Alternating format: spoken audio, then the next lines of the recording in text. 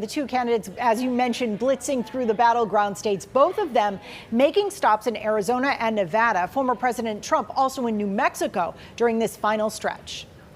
Former President Donald Trump taking the stage in New Mexico, holding a rally in a blue state. I'm here for one simple reason. I like you very much, and it's good for my credentials with the Hispanic or Latino community.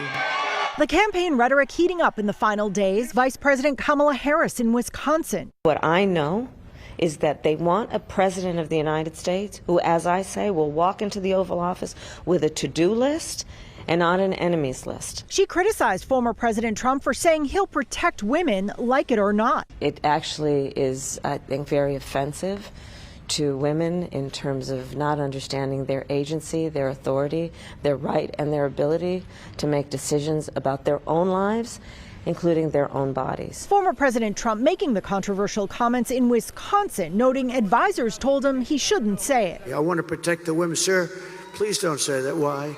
They said we think it's very inappropriate for you to say, so why? I'm president. I want to protect the women of our country. Well, I'm going to do it whether the women like it or not. This week, the former president also criticized President Biden for referring to Trump supporters as garbage. The White House forced to clarify those comments made after an insult comic at a Trump rally criticized Puerto Rico as a floating island of garbage. The vice presidential candidates, they're also out on the trail. Senator J.D. Vance at a town hall in North Carolina, Governor Tim Walz in Pennsylvania, as the back and forth continues during this final stretch. We're live in the newsroom. Sharman Sketty, WCVB News Center.